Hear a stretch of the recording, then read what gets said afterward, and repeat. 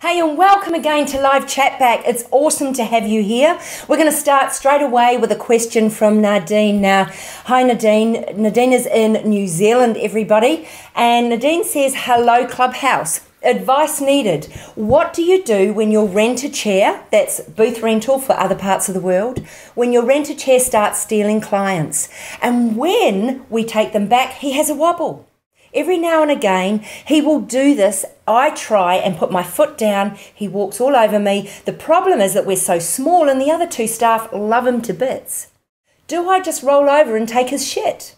He pays such a small rent and uses all my stuff, including 2 stations, but paying for 1. He uses my system, my telephone, business cards, retail and basin stock. What should I do?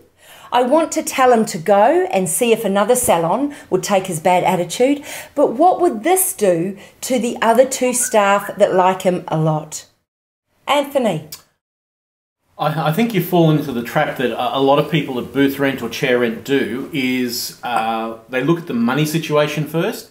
They see a small bit of money coming in, it's going to help pay the rent, the overhead, without setting up clearly defined boundaries, having policies and procedures in place. Even though they're not staff, you still have to have set out policies and procedures of what can and cannot be done. And yeah, you've just missed the boat when you start. If he's like that, I would tell him to piss off. If he's only bringing in a small amount of money, at the end of the day, it's your salon. It's what you're wanting to create. Whether the other staff like him or not is beside the point. Yeah, I think, I agree with Anthony entirely. You know, you need those boundaries. But the other thing is, you know, if he's using you like that, he might be using the other staff too. So, I mean, we've had situations before when we've got rid of people and you know, we thought they were quite popular and everybody liked them. But after they were gone, everybody was just so pleased and relieved to see them go. So, yeah, I actually, and you actually can't, it's your business. You need to run it the way you want and forget about the other 2 staff. You know, you're probably going to need to show a bit of leadership and take some action, I think. Yeah, absolutely. I agree totally with what the guys have said so far. The one thing that I'm going to say to you, Nadine, is that, you know, when we don't give other people boundaries, when we don't stipulate what we want as a leader in our salon, then they'll do what they want. And I'm sorry, sweetheart, to say this in a challenging way. I say it with love.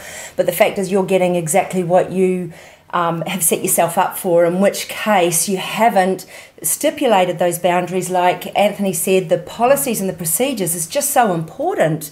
If you write out a step-by-step exactly what your expectations are, if you write out exactly step-by-step what your expectations are, then you know, it just makes it so easy for both sides. So make it really, really clear. But I also agree with the guys, in which case if it's not working, he's got to go. You're running a business, sweetheart, not a charity. And you can manage damage control with those other 2 team members.